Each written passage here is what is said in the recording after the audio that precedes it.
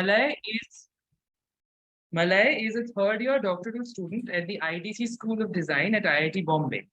Before entering into the PhD program in 2019, he has worked as a hardware prototype engineer, interaction designer, and design researcher at IBM Research and Tata Research. He comes from a design research background, and he studies gameplay and game dynamics in abstract board games from a design ludological viewpoint. He is currently developing a gameplay grammar to record gameplay from a player experience point of view. Malay was, of course, along with our board member Poonam Chaudhary, one of the recipients of the DiGRA Solidarity Fund, and he traveled to Krakow to present this paper, which he has kindly agreed to redo for us. So Malay, the floor is yours. Thank you, Ishan. Thank you, everyone. And I apologize. I hate to begin the presentation with an apology, but I think it is needed. Linux machines and Zoom, they don't really go hand in hand. And anyways. So good evening, everyone. I hope you are having a lovely weekend. And thanks for joining to my talk. I'm going to talk about how do we study fun and from a design research viewpoint. And I'm going to present a paper which was selected at DiGRA 2022. It was essentially a method paper to identify different experiential elements in pure rule system games or abstract board games. So I am Malay Dhamelia, as Ishan introduced, and I am supervised by Professor Girish Dalvi at IDC School of Design. And I want to thank DiGRA India, Professor Shouvik, Poonam, Ishan, and everyone at DiGRA India to allow me to talk today. And of course, I'm thankful to the DiGRA Solidarity Fund, because of which I was able to attend DiGRA in person and had a fantastic conference with lots of intellectual conversations with scholars from around the world. Right, so let's begin with a small question. Why to study fun in abstract board games?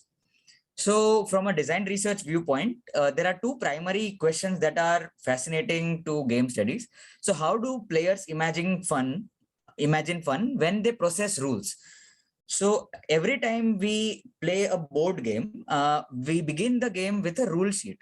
And when we read the rule sheet, we try to imagine all the interactions that are possible within that game world through that rules.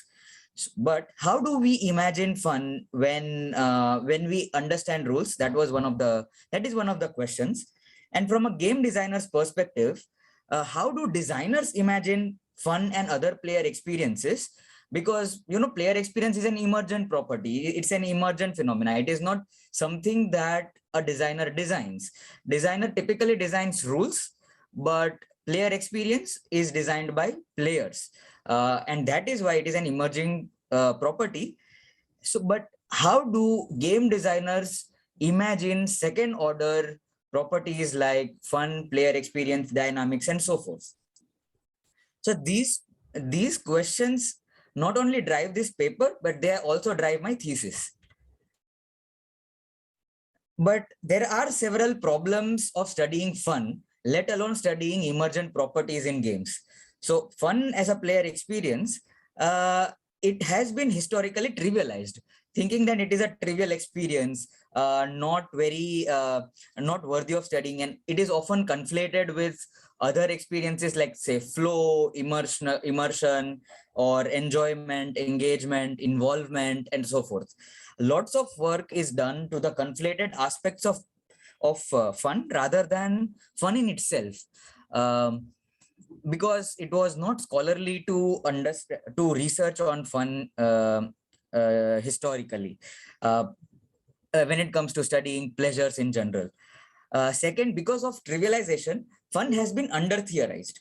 And because we are game study scholars, and we try to develop theories around the concepts of games, theorization is quite important for us. Like, because of theories, we can view gameplay and fun from different viewpoints. And lastly, because of trivialization and under theorization, fun, although it is a very pristine inner pure experience, it has been fragmented into other smaller aesthetics, which are measurable by scientists, researchers, or which are more quantified in nature by, say, domains like psychology, cognitive science, and so forth.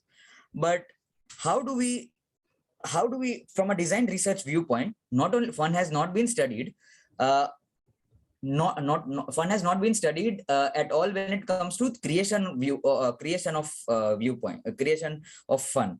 So, for example, design research mostly focuses on how players create fun by being in the rule system. So that is one of the core contributions of the paper. It's a new viewpoint from which design research can approach studying player experiences. And lastly, analysis of player experiences, so player experience is not a new word, right? Because we all are from game studies. Player experience is not at all a new word, but still it has been studied from by treating games as a black box. We do not consider games at all, and we study how players are experiencing different emotions, different feelings, and we try to measure them. So that is what I call as decoupling from the game rules. And lastly, articulation of pristine experience has not been done in from a design research viewpoint. So in a nutshell, either player experiences are studied or game structures are studied. As you can see in the diagram below, either player experiences are studied from analytical, measurement, or evaluation viewpoint, because player experience historically has historical roots from user experience research, and user is and we all know that user of a game is very different than player of a game, but all the concepts are kind of overlapped when it comes to analyzing, measuring, and evaluating player experiences. On the other hand, there has been structural analysis of games in terms of, say, vocabularies, ontologies, mechanics, and so forth. But design research is introduced, and if we look at player experience or fun, or any kind of player experience from a design research viewpoint, the coupling is very important. How do different structure create different kinds of experiences? So this is the standpoint of the paper. This is the stance. And this stance is strengthened by the need for ultimate particular means to the ultimate particular end. So design research has been attributed to study how a particular end is achieved through exactly particular means. So here, if we consider ultimate particular end of games as fun or player experiences, what is the ultimate particular? And secondly, if, let's say, we find some ultimate particular, how is that ultimate particular created, and who creates that ultimate particular? That is the focus of this particular paper. So then we started, in order to find different ultimate particulars, we started focusing on methods. How is player experience studied from a design research viewpoint? So we came across primarily three methods: formal analysis of games, interpretative phenomenological analysis, and a set of a methodological paradigm called applied ludology. So, I mean, we all are scholars, so I'll briefly go through all of them, but I don't think we need to delve here. But formal analysis essentially focuses on the formal aspects of the games, and it indicates that the researcher has to be close to the game structure as much as possible. That is why a researcher should play the game while researching the game, researching about the player experiences and the games. And lastly, formal analysis might help in developing design propositions around the structure of the game through which player experiences are created. Second is interpretative phenomenological analysis. Design propositions based on player experiences can be formed. the method suggests that empirical viewpoint is important as much as subjectivist viewpoint. So encouragement is done. Researchers are encouraged to play with real players and also capture their experience in context to researchers' experience and the gameplay. And but the limitation of IPA in interpretative phenomenological analysis is that when it comes to empiricism, it demands a grounded rigor in grounded data collection, and because of which data collection techniques are inadequately developed. And lastly, applied ludology, it provides us a very hands-on practical methods to analyze games from player experience viewpoint. And lastly, it provides a broad set of toolkit on researchers' experience rather than shared experiences of researcher with the player. So, so critical views on all of these methods is that if we want to develop an understanding around player experiences coupled with rules, which is grounded in real life experiences from multiple players, because we follow empirical viewpoint, and designed research also demands empirical type of empirical research, and we want to better articulate pristine experiences with very less proportion of researcher interpretation. And lastly, the method should help in developing design propositions.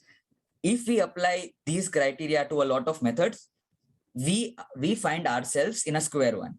There is not much of a method when it comes to when it comes to these constraints.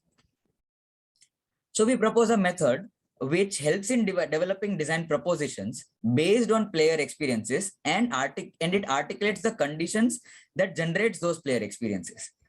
So we design a novel stimulus called game modification exercise, where the researcher and the participant, they after playing the game, they not only elaborate their player experience, but they have to change one rule so that fun is decreased. And after they have changed one rule, they have to change one rule so that fun is increased.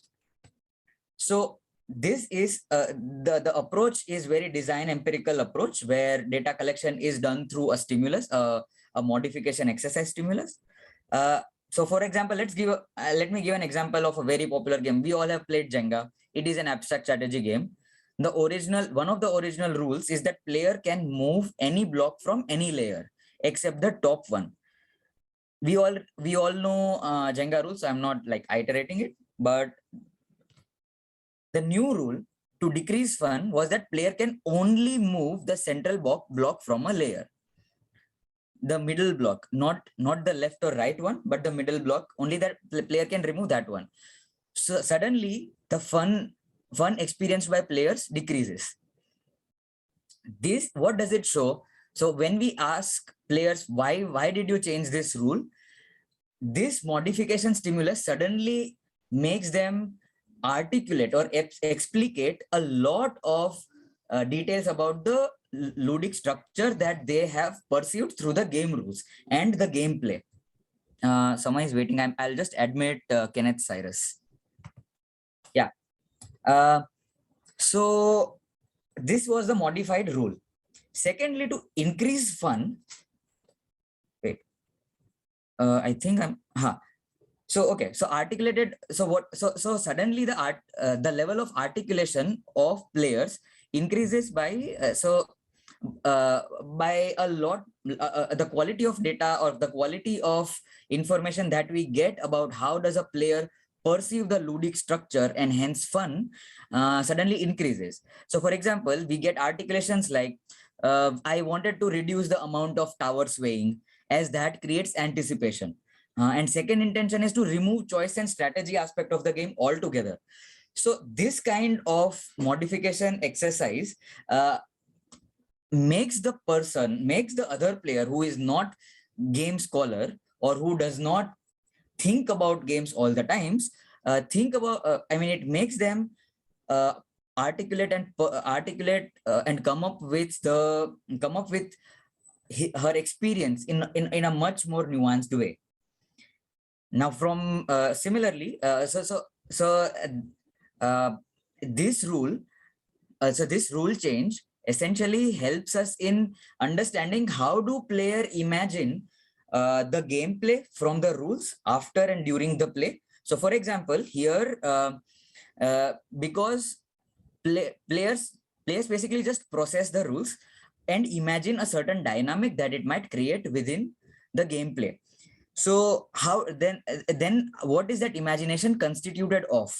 So this imagination is constituted of, say, let's say they first imagine where do they get fun from. So for example, they get fun from tower swaying, and they want to, because they were getting fun from that particular event, they try to change the rules so that tower swaying is reduced.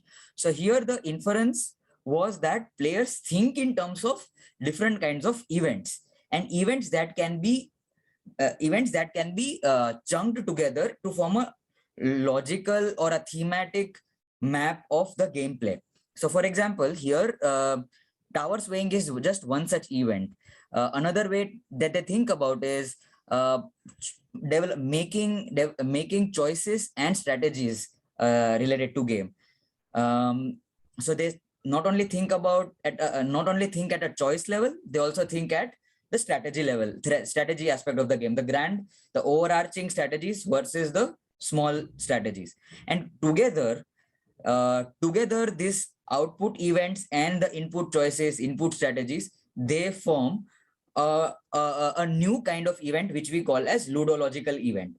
And abstract games help us in studying that, because they are pure rule systems. And the gameplay is driven by rules and not by themes. And some popular examples of, we all know abstract strategies, but some popular examples that we studied were games like Pylos, Azul, Scrabble, checkers, Chinese checkers, Ludo, and so forth. And the rationale is to focus on the ludic structure and viewing gameplay as a medium rather than gameplay as a static property, which which can be studied in through one play or finite numbers of play. Right. So the core idea of game modification was employed through a detailed protocol, which was broadly based on interpretative phenomenological analysis, where the players are first contextualized to the gameplay by just playing the game. Then we try to make the players think more about the ludic structure through an interview, and lastly through imaginative variation. But here imaginative variation is much more grounded, because they have to modify the rule so that their player experiences are changed, so that fun is decreased and fun is increased. And lastly, to verify that the changed rules are taken to another group of players, and then fun is evaluated, or not evaluated, fun, if the experience of fun is understood. So this forms sort of a multi-method qualitative research which feeds back into the method. So for example, the validation protocol also has contextualization, apprehending the phenomena, and imaginative variation. So it forms of a sort of a recursion within the method, which helps us make the study and the stimulus much more rigorous. And so I won't get much into the detail because we might not have that much time, but these were some techniques of data analysis. We coded all the intentions, we coded all the imaginations, we coded all the processes that were needed to arrive at a modified rule, and so forth. And created, because there were lots of data, we had to analyze it in a much more like rigorous way, and many data were mapped to arrive at one particular inference. Right. So I'll give you an example of the output. So for example, output of the method. So this is again in the context of Jenga. Players, in order to control tower swaying, they indicated that I want to increase the amount of the number of times towers sway in a game instance. And this is an event. The tower swaying itself is an event. And they wanted to increase the number of times that event occurs. Similarly, they also wanted to increase the frequency or intensity of that experience. And that was done through player actions and feedback. So these are some formal characteristics of dynamics that we propose in the paper. And lastly, to arrive at conditions, so player actions and feedback, because player can only remove the blocks from the lower half of the tower, and prohibition. So players are essentially prohibited. Players are instructed to play in a certain way, which is prohibitionary in nature, and hence prohibition becomes one of the essential conditions of fun. And lastly, this was done to increase the uncertainty of outcomes. So prohibition as one of the conditions for fun is another contribution to the paper, a theory around how prohibition leads to fun. And lastly, these are the partial results. For completely results, we can, I mean, it's always in the paper. They are always in the paper. But yeah, so apart from the data, what are the philosophical and conceptual contributions learning from the papers? From the paper is that gameplay can be imagined as a ludic form. Because gameplay is an emergent property out of the rule system, and players create that ludic form while being in that rule system. And if we consider players as designers, the gameplay can be considered as a form, and designers and design researchers mostly work with forms. And to imagine gameplay as a ludic form is the primary contribution of the paper and the experiment. And how do we detail out the ludic form? Because once we know that this is a form, designers and design researchers, they try to detail it through some features or some kind of fundamental units that lead up to that form. Now, ludic form, if it is an abstract form that players create so that they can have fun, and in the process they have fun, gameplay can be imagined, or the ludic form can be imagined as made up of events, player actions, and feedback.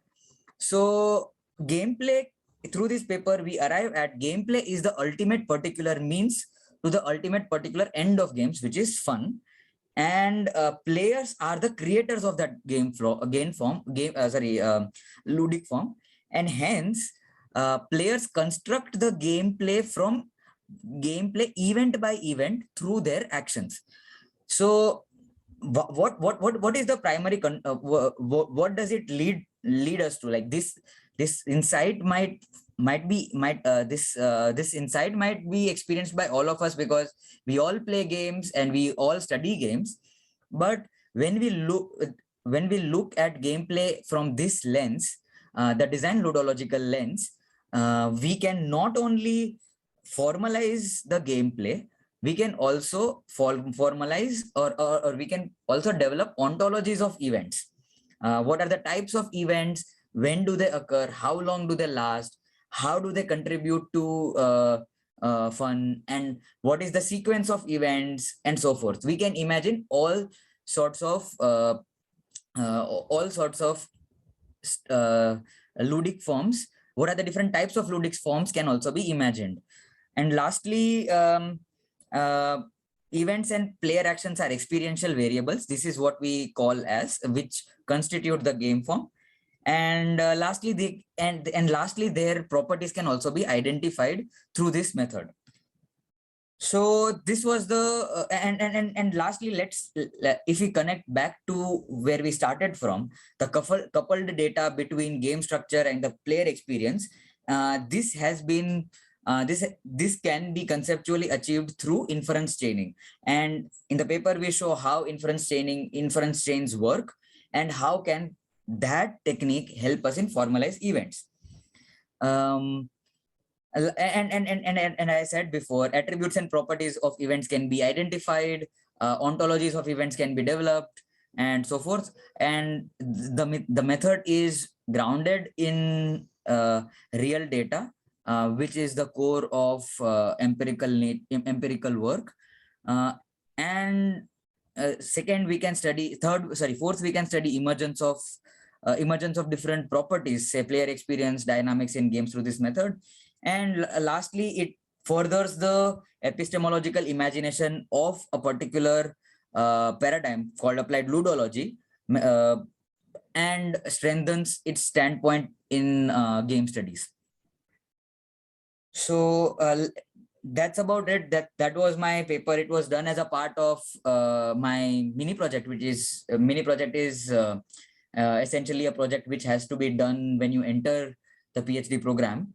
And yeah, I want to thank Poonam, Professor Shouvik Mukherjee, Ishan and DiGRA India and the entire DiGRA India team for all the wonderful sessions that we've had and allowing me to speak at such a prestigious forum.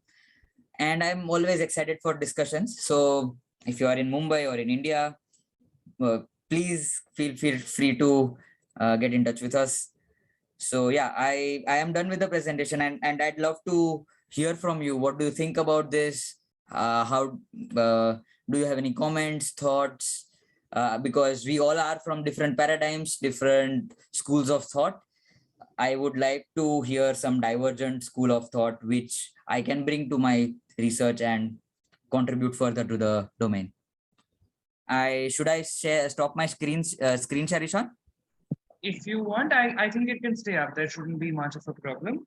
So Sure. Thank you for the talk. Very enjoyable. And this is where we generally open the floor for questions.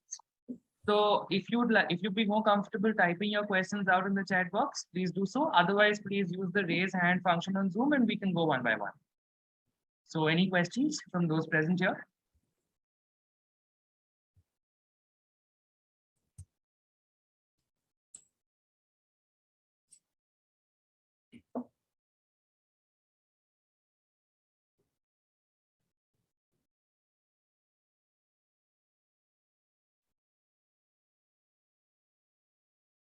Yes, I think we'll have to wait a little for questions, but okay, Nikhil, you have your hand up. Please go ahead. If you'd like to unmute yourself, please unmute and ask. So, when you update your rules and then you test out the modified game, do you test that out with a fresh set of players or with the same set of people who have been proposing rule changes and engaging with all of those? They were tested with kids, because but a fresh set of players. Yeah, I see. Okay, cool. And then how can you compare against experiences? I guess they already know what Jenga is. Yeah, they already know. They might know so there are certain. So yeah, so here lies the cultural, socio-cultural aspect of things. What we found during the study was, although we had thought that a lot of people might know Jenga already, there is a certain class of people, let's say, I mean, kids who have not had the privilege to play Jenga altogether. So so there is a school in IIT. It's a state board school, and there is another school in IIT. It's Kendriya Vidyalaya. So the CBSE one. So I mean, this was a very stark difference. The state board school kids, they didn't know how to play Jenga because they come from a very specific socio-economic background, which where they don't play game, they don't engage with games like Jenga, but they engage with online games because that is more affordable, free, and so forth. So yeah, we actually, in validation, if you read the paper, there are two the game was tested with two kinds of players. One kind of player were players who already had an exposure to games like Jenga, and the other kind of players who didn't have exposure to Jenga. So both kinds of things were done. Both kinds of participants were. We played games with both kinds of people. Okay. I guess the follow-up then is, would you say the core of this is in testing out the modified rule sets, or in getting players to engage with thinking of rule sets as something modifiable? That's a very interesting question. So I started out this research with modification of rule sets, like this ability to imagine, the ludic imagination to modify rule sets. That was the goal. But in the end, we realized that validation, or let's say, like one should not just leave things at imaginative level. We should also execute it, and changes in our rule sets are fairly executable because they are abstract and we just need to put conditions. So we thought of testing. We extended our experiments to the validation phase as well. I see. So the core contribution, we can say, so that's why, so while writing the paper also, or at the formula or at the synthesizing stage, we also grappled with the same question: what is our primary contribution, or what is the primary what is the core of this experiment? The core of the experiment, we think, is that how do players imagine fun, and basically in what terms do they imagine? So events as the building block or the fundamental unit of gameplay is the core, is what we feel of this experiment. I'm sorry, one last thing. I'm sorry. Sure thing. Yeah. A place where we see a lot of pretty much the same thing in practice is in esports, because every so often there's a patch to the rules, and players know this too, and there are a lot of players with very strong opinions about what would make for a more balanced, more fun game. Right. So there's a lot of suggestions as to possible rule changes, and there is a cycle as the teams implement that, right? So that's actually a large amount of data with more complicated games. And from what I've seen over there, people player feedback for large-scale video games tends to be either parameter driven, right, as in just changing exactly, or minor features, because players can't really conceive of major gameplay changes, right? Because they're so entrenched in the existing one. Exactly. Yes. So this is and it's not a sad thing, but it's this. Is this our, so in game studies literature, we always talk about ludic literacy, how much we play, and so forth. But I believe that a fundamental part of ludic literacy is also this ability to imagine why this experience is created through this particular game, right? And like you rightly said, most of the games or the player feedback, when it is taken, it is based on certain parameters, and those parameters are optimized, and they might, and those parameters are essentially used to balance the game. But my question is my question to the game balancing game balancing folk is that, because I have also balanced games theoretically, computationally before, in one game only. But my question to that is, do we optimize for experience, or in other words, does a good balanced or a well balanced game ensure that it is fun? It is one of the questions that I think we need to think about more as a domain. But Yeah. So it's putting experience in the front seat rather than optimization and balancing in the front seat. Sure. Thank you. Yeah. Thank you for the great questions, Nikhil. Yeah. Okay. Thank you, Nikhil. There was a lot of questions, very pertinent ones as well. Okay, Swapnish, would you like to unmute yourself and ask your question, or should I read it out? Yeah, I can do. I can do. Yeah. Okay. Thank you. Yeah. Hi, Malay. So Hi, first hi. of all, great talk. I really liked it. I mean, at least we have someone from a design perspective also. So I just wanted to know, like, the methods that you were talking about, how to measure and validate the play. Let's say when you have changed the rule, modifications in the rule, and when the players play the game, you said there is a change in fun or player experiences. Either it decreases or increases. And the method to validate or measure that is through observations and recordings, right? Right. So can there be some other methods wherein I don't have to be physically present there, or by design in the game itself, let's say through some metrics or through some rules or something in the game, that I can validate the fun or anything changes in the player experiences? I mean, because when you change something in the design of the game, the events will also change, hence the player experience will also change, right? Right. So have you tried any such methods or any, I mean, have you thought about something like that wherein I can do something in the game itself, which will give me the data about the player experiences when the rule of the game changes? Right. Yeah. So that's a great question. And that is, I think it is a logical, like, it's a logical designerly extension, right? Like if we do this, then next what to do? How can we use this?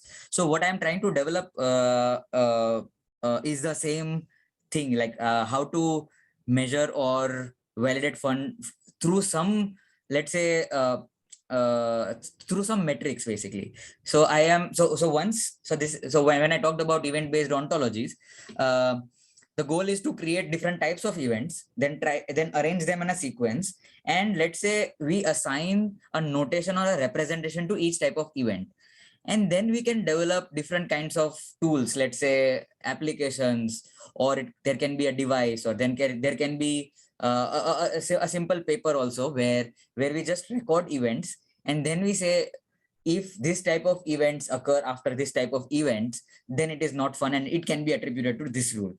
So that I call as notational language for game dynamics. And this is how I think we can understand fun in relation to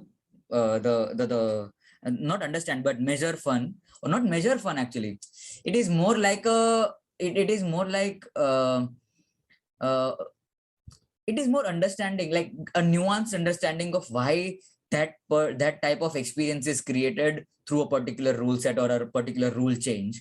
So yeah, so once that grammar is ready, we can do this. We can totally measure or understand in a nuanced way why that fun is existing. Does that answer? Cool. So the notation that you're talking about, are the players going to input that into something, or how does, I mean, are you imagining it? Yeah. So players, and so let's say if you're making a board game and all the players, or let's say any kind of games, and then they imagine they have an application where they can input these kinds of events. Then the output is that this is the sequence of events. This was the heightened emotion. This was this is of such intensity, such intensity. Then we can have the experience. Yeah. So players will input that. Okay. Got it. Thank you. Yeah. Okay. Thank you. SM, would you like to ask your question, or should I read it out?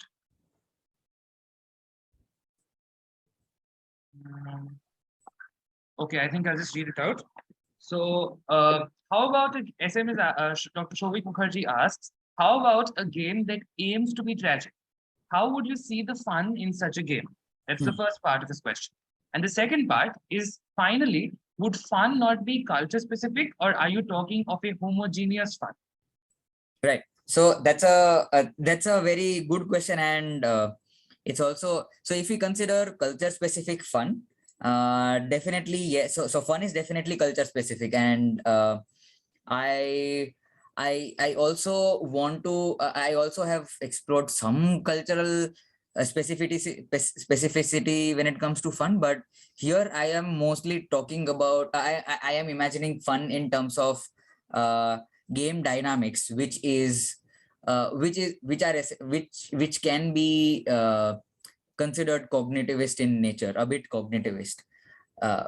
So what are the cognitive processes? How do they um, how do they how do they ensure different kinds of experiences? So for example, anticipation, what are the types of anticipation, and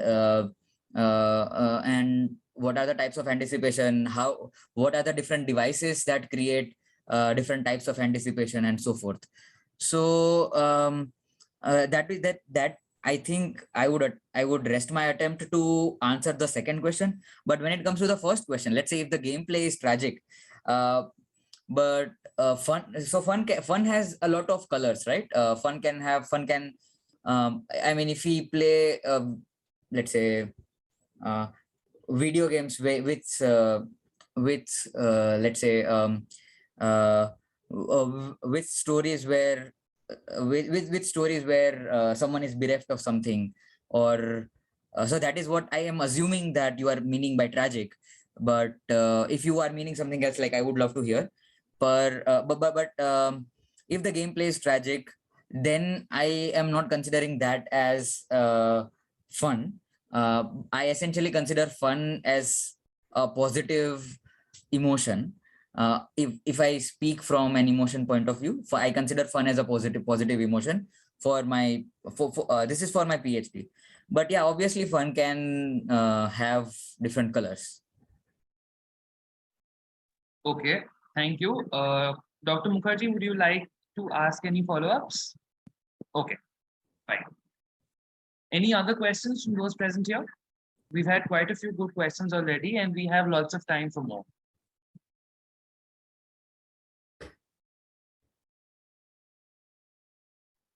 Okay, I do have a follow-up actually. If no one else. Yeah, please go ahead. Please go ahead. Which is it's a slightly naughty provocation, but I'm just kind of SM, you're a little muffled. It's not very clearly audible. now. Okay, just bear with me a second. Just bear with me a second. Yeah, I can't hear you very well still. Others, can you hear? Malay, can you hear Dr. Mukherjee clearly?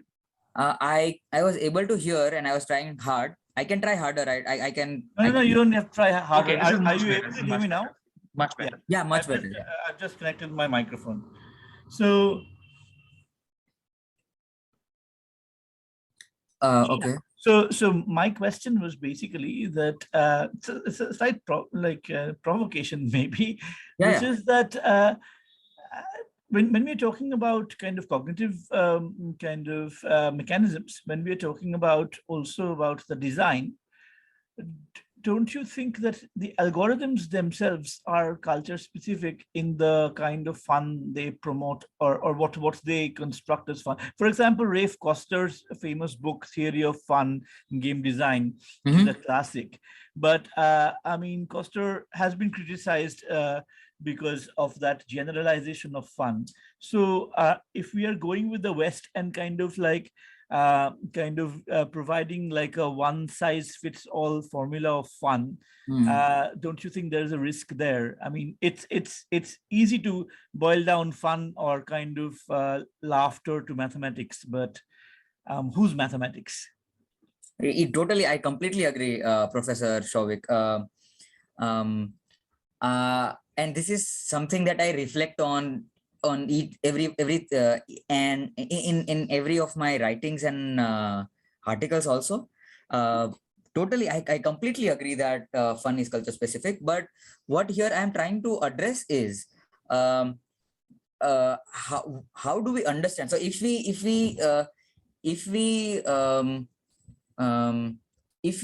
do not, so basically if we pause ourselves, or if not restrict, I mean, it's not restriction. if we consider that, yeah, fun is culture specific, and fun is subjective experience, everything is true. Yes, that is true. But here the question is a bit off of that. How is fun generated rather than what is fun? Because if we, and I agree that mostly all the algorithms, or they might be optimized, or they might be designed to give different kinds of fun, but in the end, if we, and that is true for complex games, but here what I want to tap into is the ludic structure of the game, the proper rule systems of the game. And I would not say that it's not this kind of fun is not homogeneous, but it becomes homogeneous when it becomes there are these two parts. If I consider fun from a ludological viewpoint, then it becomes a set of certain experiences. But if I consider fun from, let's say, other media theories or other theoretical viewpoints, then only fun becomes subjective. So I think I have read some critiques of Koster's work, but I do not necessarily agree to it, because do not completely agree to them, because the fun that he's talking about, it is associated with the rule structure, typical rule structure proper. I get what you're saying, but do we actually, for example, I'm just kind of making it a little, because it is your PhD, so you might be expecting these questions as well. So do we really have a theory of fun for films? We have a theory of fun for game design, but do we have a theory of fun for film studies, or a theory of fun for storytelling? Of course, now with the ludologists, if we don't agree that games tell stories, that's a different story. That's a different, that's a different ball game altogether. Well, we can deal with that in different context. But if games do tell stories, for example, or if games, some games do tell stories, then what happens to, and then you said that this not about what is fun, but how is fun generated. But if we do not know what is fun, then is it possible to come to the how? These are like fundamental kind of like questions that game designers have been dealing with. Yeah. I mean, mainly kind of to promote, let's say, I mean, many game designers, design companies have kind of people who look at how fun is produced. But I'm just kind of asking these counter questions. And also, when we're talking about rule sets being very simple, let's think of a simple game like Snakes and Ladders, about which I have spoken earlier in many places. But Snakes and Ladders originated as an Indian game, which was a pedagogical game, Gyan Chopar, Moksha Par. Right. And then it becomes a race game. Same mechanic, but a mechanic slightly altered, right? Right. So now, is the fun the same kind of fun? Oh, definitely not. Definitely not. That's also kind of, yes, totally not. Like I completely. So I also gave the same example in one of the workshops in which Poonam and I were together. Not a mini conference. I think it was affecting game spaces. Same example. Mokshapattam versus Snakes and Ladder versus Shoots and Ladders. yes, right? Essentially, mechanics are the same. Structurally, they are the same. But the kind of fun is very different. I completely agree. But I mean, this is for, but at the same time, the moment we consider these kinds of subjectivity, I feel this is not my feeling, but my argument is, if we consider let's say, content which is woven with the mechanic, then we fail to study the mechanic, which I argue is very fundamental to the ludological aspects. So, for example, this is essentially, I mean, I think this is essentially the scoping difference. Like I scope the games in a different way, and the question is scoping the question in a different way, is what I feel. Mm-hmm. So if I consider, let's say, the content woven and the contribution of content, or how different kinds of content or the stories are contributing to the fun, definitely there will be fun. definitely the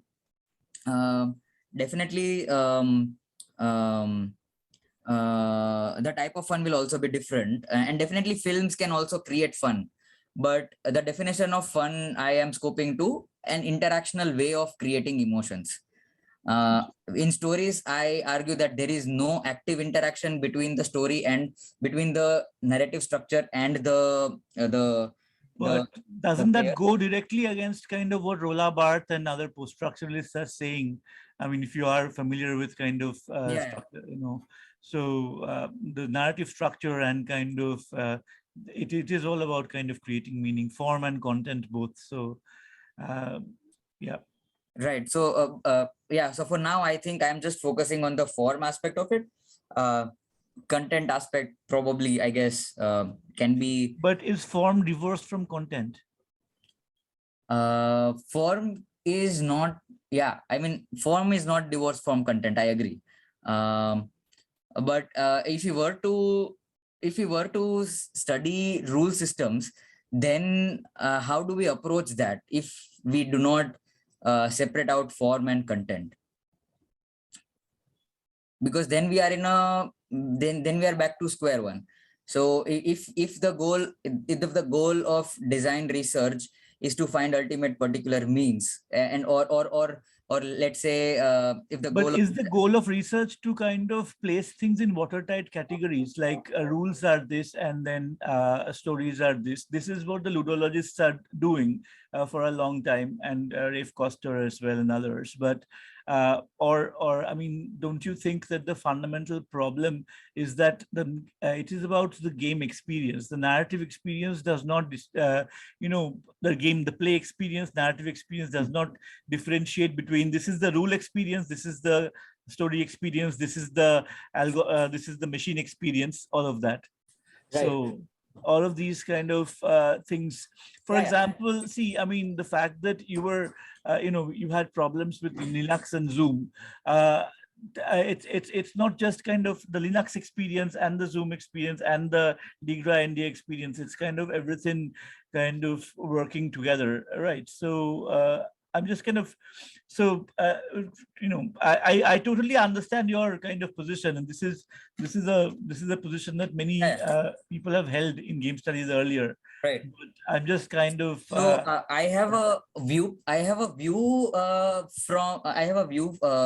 the. So basically, if I were to counter this, the counter viewpoint is. I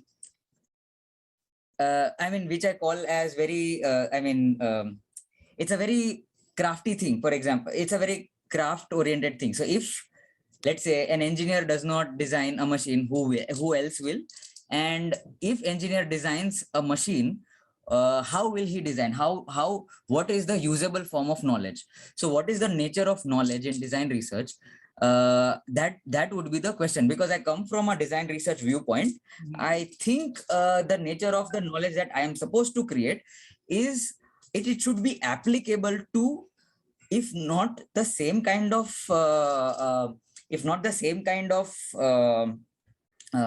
games, but to at least a large, not larger, but so a bit more generalizable, a bit more generalizable. So here my position is to take a sweet spot between, I do not want to generalize so much so that I compare chess with, let's say, football, but at the same time, so this is another problem with genres as well, right? Like how are genres created, or how do we generalize the games? So the games are what our position, the position that we are talking about, shoots and ladders versus snakes and ladder versus moksha pattam, is it the same kind of experience? Definitely it is not, but it is hyper specific, and the analysis that is generated by that. My question to that knowledge is it really applicable, and it is really usable by designers? So this is something that I have been prodding about, and I'm trying to think about how to create. So what is design knowledge? And I mean, there are quite some readings about it. Nigel Cross, then Sean. I mean, these are some very popular. But you are using very Western models of design knowledge. What about kind of our very own Indian homegrown kind of notions of design knowledge, which have come from centuries of, Indian mathematics, Indian philosophy? Why not look at those? There are many alternatives that, why analyze Moksha Patam, which is an Indian game, which has been made in India in every way, really, and which has been exported by the, colonialists with a Western kind of paradigm. I mean, Right. don't you think that kind Totally, of, but that totally, I can do that. So post-colonial design theories, that is also this is what I am currently studying also. But what I find, so I have still not completed that, but what I find here is those positions are fairly analytical in nature. When it comes to let's say, so post-colonial design theories also study craftsmen, and then they study very specific very specific acts of crafting, and then they create knowledge which is specific to that particular craft and that particular object, which is really nice. But when it comes to games, let's apply the same thing to games. First of all, if we were to study modern Indian games, modern Indian board games, are they really indigenous? They are what we are playing. Let's say if we take any game, any Indian board game, let's say modern Indian board game, they are heavily influenced by Euro games. So, right, Euro games, or that is why I didn't use that example. I was very careful in the examples I cherry picked. So no. But if we, so design is in contemporariness also. Like how do we design now and further? So for that we need actionable knowledge. But I'm really thank you very much. It is you've kind of answered my questions and taken so much trouble. Really, these are very difficult questions, and like you said, it's about kind of finding a sweet spot. But don't you think that institutions such as IIT Bombay and IITs, which actually look at game design, should also look at Indian philosophy and kind of, we are talking about Atmanirbhar Bharat, we are talking about Azadi Ka Amrit, 75 years of independence. In this context, don't you think the curricula should be kind of also looking at kind of Indian notions of algorithms? I mean, when we are talking about algorithmic criticism all over the world, right? I mean, what about kind of, because algorithms are after all informed by philosophies, right? Mathematics and philosophies. So. Right, I completely agree. So philosophies and like you had rightly articulated before, but mathematics and philosophies of what? So for that, what we try to do is so this is one of the positions that I have been deliberating about, is that neither of the positions are bad. Let's say neither ludological nor formalist nor essentialist.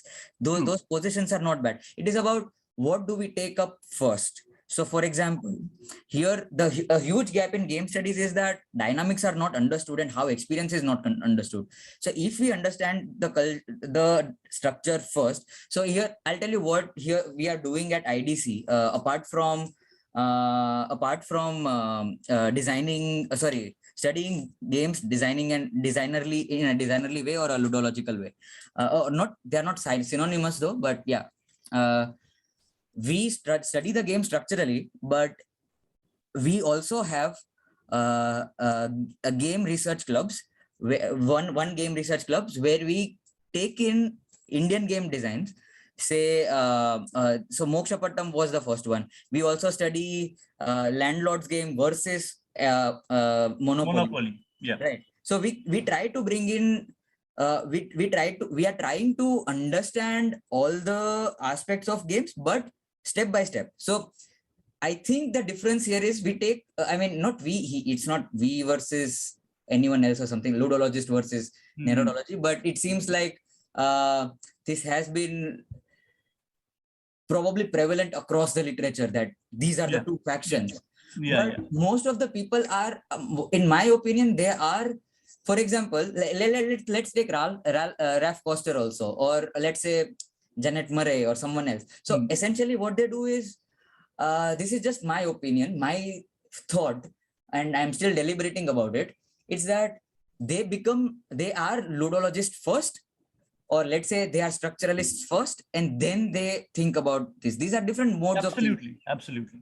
So there can be different ways of thinking as well. So someone might think something from, let's say, a subjectivist viewpoint and then arrive at a structural viewpoint, versus this. So I mean, it's the opposite. I think what approach is taken first, a person is just identified by that. But it's a very reductionist viewpoint is what I feel. Yeah. One should not be reduced to what approach a person takes first, because we change positions. And I think, yeah, so that's what I think is generally happening in game studies as well. I might be wrong because I'm just a budding researcher. I don't know much. I have not seen a lot, but these are some of my learning from what I saw. That is absolutely right. And what you mentioned about the sweet spot, it is, I think, I mean, what little I know, I think it is the thing about game studies as well as game design. And thank you for valiantly kind of like tackling all my questions. They're all very fundamentally kind of, all fundamentally kind of, critical questions that is not just for your paper, but for Definitely. any kind of like notion of design and fun and Definitely. So I mean, so this is why I was quite excited when I got the opportunity to speak at this forum, and this is why I also follow on the links shared in the group, because it kind of creates an internal conflict for me. So I mean, I feel internal conflict is necessary for everyone. Absolutely. And thanks for actually, as I was looking forward to fundamental discussion through this forum actually, and that's why and thank you for making that happen. Thank you, Professor Shovik, for making that happen. Thanks. It was a really great kind of response, I would say. I mean, if this were a PhD viva, you were already kind of like through with flying colors. But I'm just saying that these were, I mean, I wanted to ask these questions because your paper was very clear. One of the great things, I was quiet through the paper, and also the initial questions. There were also great questions also by Nikhil and Swapnesh. But I mean, I was kind of looking at an opportunity to ask you from a game design position. And I think the clarity was really necessary. But at the same time, I was also, it's exactly what you said, that this inner conflict is, it's not a bad thing to have that inner conflict. The clarity is really good, but it's always a good thing to have that inner conflict at some point, and you kind of, chafe through the boundaries, the margins of the problem. Yeah, totally. Yes. And thank you for daring to take on such a brave, topic, really fun in games like, well, it's kind of things that many people don't kind of really address nowadays, but it's very necessary as well. Exactly. So I have critiqued in one of the papers which is under review, that ludologists tend to shy away exactly what you said. They shy away from words like fun. I mean, if you remember one of the stellar papers of, let's say, formalism in game studies, they actually say that we should move away from words like fun. They actually use this word, and I was so pissed at that. I know whom you mean, actually. Yeah, I know.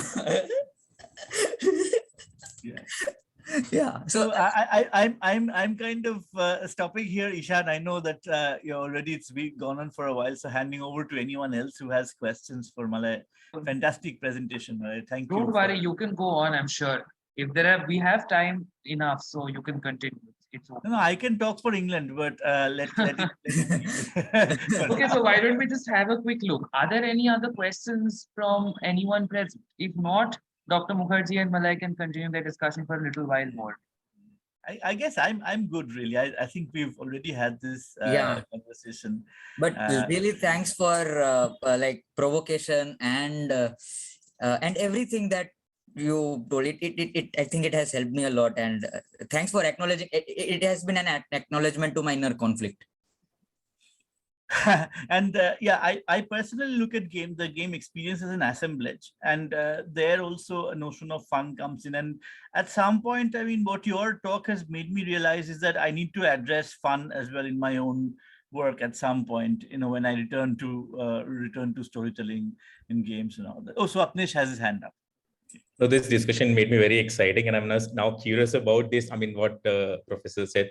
What could be the Indian way of designing games? Because as a game designer, I struggle with this thought a lot. I mean, whenever I make games and the output I see is somewhat similar to what the games already exist. So, but when I see about design or what I mean, studied in design, there were a lot of thought process about what could be the Indianness in the design. I mean, I've always been inspired by these Indian designers and all, but I can't, I mean, I struggle to convert that knowledge into when I'm designing games, because all the knowledge of designing games has come from the West, right? Yes. Whatever I've studied or whatever games I've or whatever game designers I follow, all come from the West. So how do I mean, first of all, get this knowledge?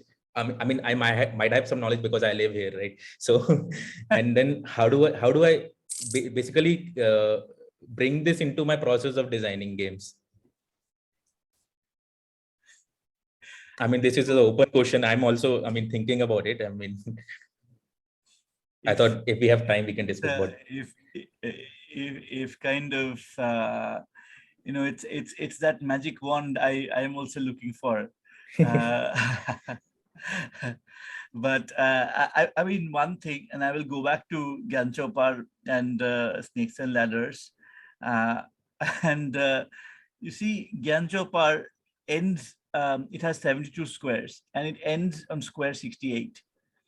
Which means that the game can go on and on and on, right? Effectively, if it ends at square 68, you can overshoot the end square, and you can keep going on and on, which is very similar, which reflects the rebirth theology, right? Kind of well, you know, like the Indic religions, like in a sort of Indic religions like Jainism, Buddhism, and Hinduism, I mean, they have this rebirth kind of eschatology, right? So,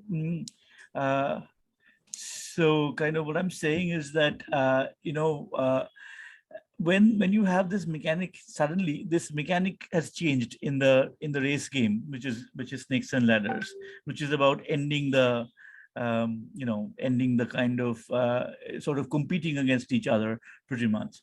And which I compare to the Protestant work ethic, because the Protestant work ethic is tells us that we have to work from 9 to 5, be good workers, and keep working, earn money, capitalism, and whatever. First, no, not first earn money, first kind of earn moral, whatever, and then now it has become capitalism. But that's a different kind of mechanic from rebirth, where you can be born again and again and again. I mean, ask kind of, let's say, somebody who is a Catholic and talk about the theological implications of being born again, they'll be horrified, right? I mean, because it's not kind of there as part of their, you know, the only person who is kind of resurrected is Christ. I mean, you don't get kind of resurrected or kind of, you don't get reborn in that kind of paradigm. You go to doomsday and whatever. So it's a very different mechanic, and in the very simple mechanic on a board, on a game board, has changed the whole thing. So I keep getting questions. In fact, recently, in fact, recently, kind of, I was asked by somebody even from India that what is the statistical, we want to do a statistical analysis of Moksha Pata or and of Snakes and Ladders. Snakes and Ladders is possible because it is about probability. How many times you're going to, you know, let's say X number of players and then they reach 100. What is the probability of X number of players reaching 100? What are the combinations possible? But how do you deal with it when you're having like one player, which is, it's not a game of competition, but the player is kind of may overshoot the mark and then kind of keep going on, or may reach moksha and then end up in Vaikuntha, or may not be born even, because in the Indian system as well, it is possible to throw a 0, which means that the play and there is no movement. So all of these things, I mean, they change, right? So I'm just looking at it from kind of like rebirth eschatology and yeah. So that's what I'm saying. So that this is a fundamental kind of, I'm just giving you a very basic example, but this is something maybe we probably need to work on a little more, because our mathematical training has been very deeply Western training. Our computer programming, all of that we have kind of looked at in, I mean, well, we don't have like an Indian basis to, or like an Indian philosophy basis to computing software. Apparently it is now happening.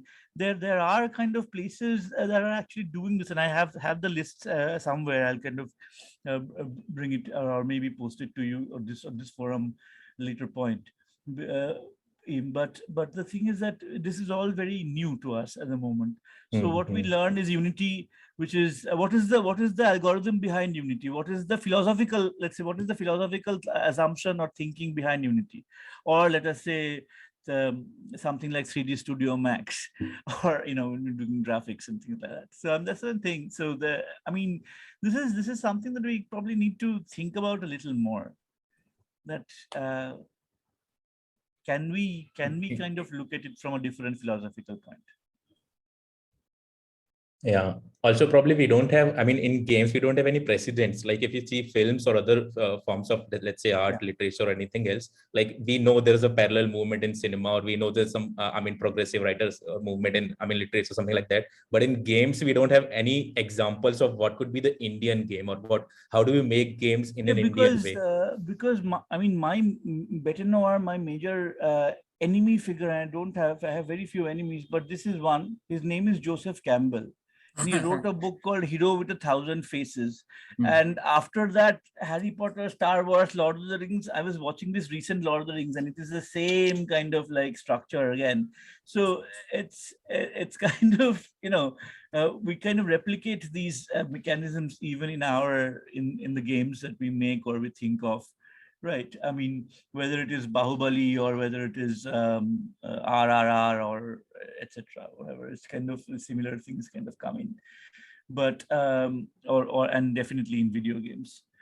But like you said, in films, for example, there are all these other kinds of thinking that kind of come into films, for example, which are very different from which is why sometimes kind of our filmmakers from India struggle to get understood in kind of among Western audiences, really.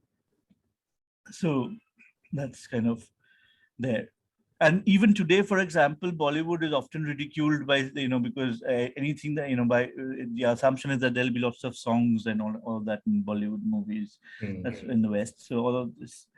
So, I mean, I think we are in the stage where we can kind of think of making, as game designers yourselves, I mean, you can probably think of these alternatives, really. Yeah. Instead of just putting an Indian soundtrack with a sitar, tung tung tung tung, and whatever in that, there's perhaps fundamentally kind of different ways of making, So yeah, I don't know. Right.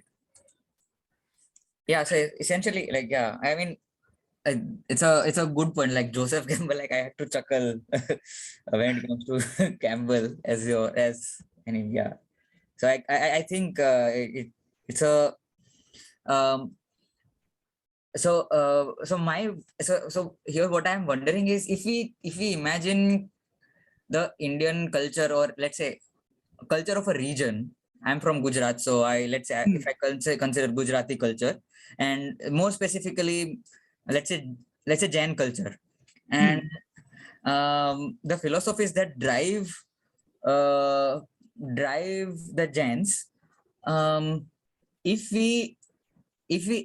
we are inspired and are able to translate, or not translate, but transform that inspiration into a game, would that be cultural specific game enough, is what I'm wondering at the moment, or there should be something more?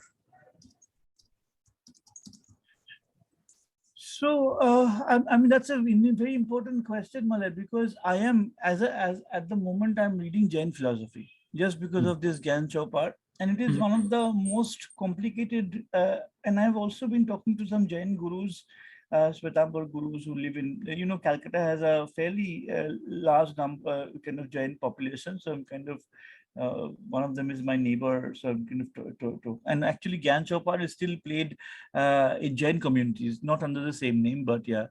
And on during Parvashan, I think, as in some Jain communities. So Parvashan, I'm trying to kind of locate those instances, the experience of play and all of that. But, one of the things is about the transmigration of souls. When I talk about transmigration of souls, people, I was in Finland recently and people were either looking goggle-eyed at me or they were laughing and, it's like a big joke, right? That, when I die, my soul goes somewhere else. See, with the soul, they don't have a problem because there is theologically, it is I mean, I'm sure neither, none of us here have probably seen a soul. I mean, like a soul. I mean, but the thing is that there is an understanding when we say soul, we understand it in some way or the other, and kind of what I'm saying is that with this kind of transmigration, with the shift, I mean, for some people it is very funny. But it is not funny at all in the Jain context, right? It is very, very serious. It is really, really theoretically worked out, right? Just as yeah. Okay, right. I think we are already out of time. So I guess, well, we should probably end here, but maybe if someone else just kind of wraps up.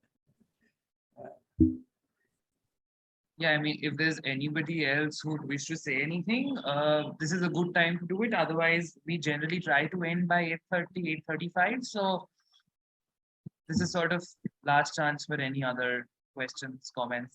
Really great talk, Malay. And thanks for inspiring us to kind of go beyond, and to look at this depths of fun. And maybe expect a part 2 from you, at some point. Of course, sir. I actually, it's been a really lovely discussion, and I was hoping to meet you in DiGRA, but then Poonam told you had just traveled, so you were reluctant to travel. So I mean, we are also from the global south, and money is also an issue. Although so that's the thing. Yeah. Let's see, next DiGRA perhaps. Next DiGRA perhaps, or somewhere else. Yeah. Somewhere else. Somewhere in India, hopefully. Maybe Kolkata. Why not? Yeah. Yeah. All right. Thank you, Swapnesh. Thank you, Souvik sir, and all Nikhil for all the questions. I hope to meet you all sometimes in person. Would be lovely to have a chat in person physically. Yeah. Okay, thank you then. I think this should be the end of our session. Thank you, Malay. It's been a lovely talk. Very, very enthusiastic discussion after quite a while. It's been great to have our talks back, and I think we've had a very enjoyable time here. So thank you for delivering the talk. It was really nice. And hopefully, as Dr. Mukherjee said, we shall be seeing you again. Yes, thank you. I am definitely looking forward to that.